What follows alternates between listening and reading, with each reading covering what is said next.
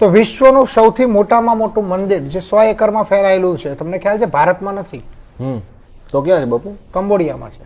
Cambodia મતલબ Thailand થી નીચેનો દેશ છે. ગર્વની વાત એ છે કે 1985 સુધી એ રાષ્ટ્રની ભાષા છે ને એ સંસ્કૃત હતી. શું વાત છે? રાષ્ટ્ર ભાષા સંસ્કૃત હતી કંબોડિયાની અંદર. વિશ્વનું સૌથી મોટામાં મોટું બ્રહ્માજીને સમર્પિત મંદિર છે.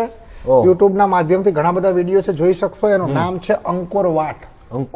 બીજું ઇન્ડોનેશિયાની વાત કરીએ તો 5000 કરતા પણ વધારે શિવ મંદિર છે. અને ઇન્ડોનેશિયા ધ્યાનમાં રાખવા જેવી બાબત છે, દુનિયાનો સૌથી મોટો ઇસ્લામિક કન્ટ્રી છે. શું વાત છે? જ્યાં બીજા ધર્મને સ્થાન નથી. બીજું ત્યાંનો એક સુલતાનનો મહેલ છે, બાલી કરીને ટાપુ છે. ટાપુમાં હિન્દુ લોકો રહે છે. એ બાલીના ટાપુમાં નીચે દરિયાની અંદર, હમણાં જેમ દ્વારિકાની અંદર નીચે દરિયામાં જઈને તમે કૃષ્ણનગરી જોઈ શકો ને, ત્યાં વિષ્ણુ ભગવાનનું મંદિર છે, બહુ મોટું દરિયાની અંદર. હા, ટિકિટ લઈને તમારે 500 મીટર અંદર જોવા જવાનું. એ મંદિર ત્યાંનો આર્કોલોજીકલ, આપણો કોઈ નહીં હો, કોઈ RSS કે હિન્દુનો આર્કોલોજીકલ ડિપાર્ટમેન્ટ નથી. મુસ્લિમ દેશનો મુસ્લિમ આર્કોલોજીકલ ડિપાર્ટમેન્ટ એવું કે છે 5000 વર્ષ જૂનું મંદિર છે. બીજું ત્યાં એક સુલતાનનો મહેલ છે, એની અંદર 365 દિવસ ને 24 કલાક રામધૂન ચાલે છે, 150 વર્ષ ઉપરથી.